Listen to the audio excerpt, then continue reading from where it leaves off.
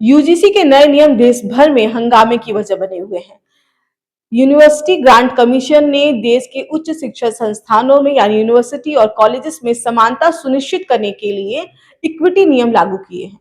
लेकिन ये इक्विटी नियम ही अब समानता के अधिकार का हनन करने वाले बताए जा रहे हैं और सामान्य वर्ग के छात्रों का ये कहना है कि ये उनके साथ नाइंसाफी है। आखिर इस नियम के किस बिंदुओं पर हंगामा मचा हुआ है और किन क्लॉज पे सच में पुनर्विचार करने की जरूरत है, आइए इस वीडियो में हम जानेंगे। आपको सबसे पहले बता दें कि मामला सुप्रीम कोर्ट में भी पहुंच चुका है। बीएचयू के एक छात्र ने सुप्रीम कोर्ट में याचिका दायर करके इस पर पुनर्विचार करने की मांग की है।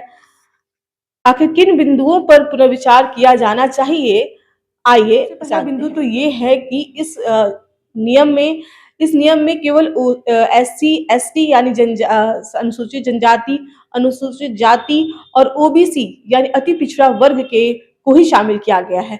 जबकि याचिकाकर्ताओं का ये कहना है कि जो भेदभावपूर्ण रवैया है वो किसी भी छात्र के संग हो सकता है।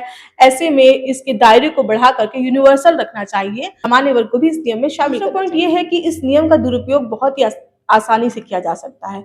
कोई कैंपस में राजनीति से प्रभावित होकर के या आपसी रंजिश की वजह से कोई छात्र दूसरे छात्र पर भेदभावपूर्ण रवैया करने का आरोप लगा सकता है, जिस और इसके इसकी वजह से किसी भी ऐसे छात्र के खिलाफ कार्रवाई हो सकती है जो सच में निर्दोष है।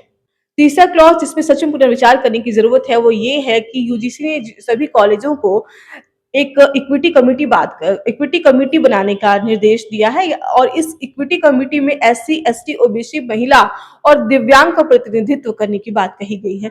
लेकिन सामान्य वर्ग का कोई प्रतिनिधित्व इसमें शामिल होगा या नहीं, इसकी कोई चर्चा या इसका कोई जिक्र नियम में नहीं है।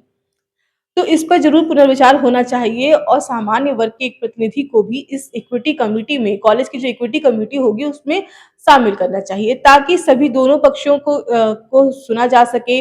आरोप जो लगा रहा है और जिस पर आरोप लगा है दोनों पक्षों को बराबर का मौका मिलना चाहिए अपना पक्ष रखने का।